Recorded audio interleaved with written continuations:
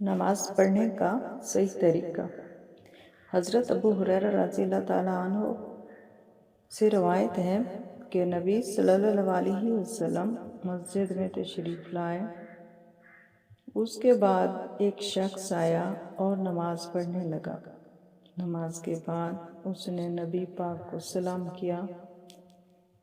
آپ صلی اللہ علیہ وسلم نے سلام کا جواب دے کر فرمایا، واپس جا کر دوبارہ نماز پڑھو، کیونکہ تم نے نماز نہیں پڑھی۔ چنانچہ اس نے دوبارہ نماز پڑھی اور واپس آ کر پھر آپ کو سلام کیا۔ آپ صلی اللہ علیہ وسلم نے اس بار بھی یہی فرمایا کہ جا کر دوبارہ نماز پڑھو، کیونکہ تم نے نماز نہیں پڑھی۔ 3 بار ایسا ہوا، آخر اس نے کہا، یا رسول اللہ، اللہ نے آپ کو حق پر مبعوث فرمایا، حق کے ساتھ آپ کو نبی بنا کر بھیجا۔ میں تو اس سے اچھی نماز نہیں پڑھنا جانتا، آپ مجھے تعلیم دے دیں۔ آپ صلی اللہ علیہ وسلم نے فرمایا کہ جب نماز کے لیے کھڑے ہوا کرو تو پہلے تکبیر کہو، پھر قرآن مجید میں سے کچھ تم سے ہو سکے آرام آرام سے پڑھو، یعنی سورہ فاتح، اور اس کے بعد کی قرأت کی طرف اشارہ ہے۔ اس کے بعد رکوع کرو اور اطمینان سے رکوع میں جاؤ، یعنی جلدی نہ کرو۔ اس شخص کو جس کو آپ صلی اللہ علیہ وسلم نے بار بار نماز پڑھنے کے لیے کہا تھا، اس کی وجہ یہ تھی کہ وہ بہت جلدی یا تیز نماز پڑھ رہا تھا، اس کی نماز میں اطمینان نہیں تھا۔ پھر سر اٹھاؤ اور پوری طرح کھڑے ہو جاؤ، پھر جب سجدہ کرو تو پوری طرح سجدے میں چلے جاؤ، پھر سجدے سے سر اٹھا کر اطمینان سے بیٹھ جاؤ، دوبارہ پھر اسی طرح سجدہ کرو۔ یہی طریقہ پوری نماز میں اختیار کرو۔ اس شخص نے قیام، رکوع اور سجود اچھی طرح ادا نہیں کیے تھے، اس لیے نبی پاک نے اس سے نماز بار بار پڑھنے کا حکم فرمایا، یعنی جلدی میں پڑھی ہوئی نماز ہی نہیں۔ تو اس شخص نے نماز پڑھی ہی نہیں۔ اچھی نماز پڑھو۔ اچھی نماز یعنی فرض، سنت، نفل، جس طرح آپ نے سکھائی پڑھی جائے تو ایک رکعت میں کم از کم 3 منٹ لگتے ہیں۔ اگر فجر کی نماز میں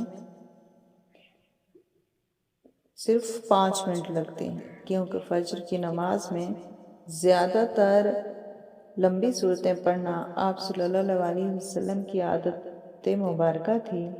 آپ اس سے کہیں زیادہ لمبی رکعت بھی لیتے تھے، یعنی کم سے کم ہے۔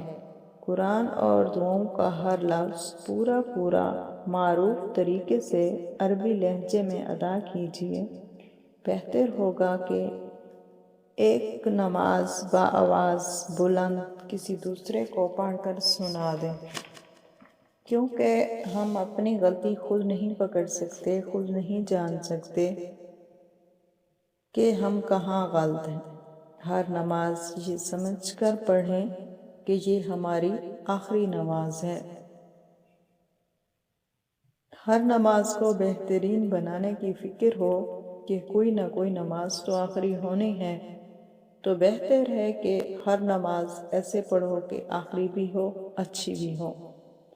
آپ صلی اللہ علیہ وسلم کی نماز کا اندازہ عام طور پر ہر نماز میں آپ پہلی رکعت میں 30 آیات قرآنی اور دوسری رکعت کا اندازہ اس کا آدھا تھا، یعنی پہلی طویل ہوتی تھی اور دوسری کم۔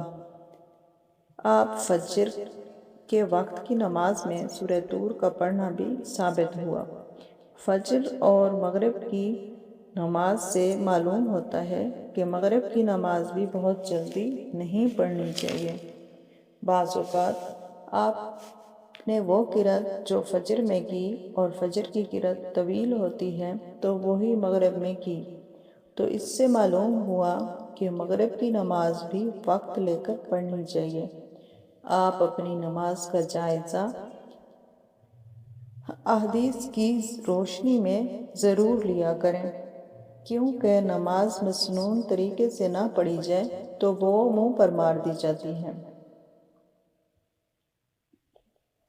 اگر نماز پڑھ رہے ہیں لیکن درست طریقے سے نہیں پڑھ رہے، سنت کے مطابق نہیں پڑھ رہے تو ویسے ہی نہیں پڑھ رہے۔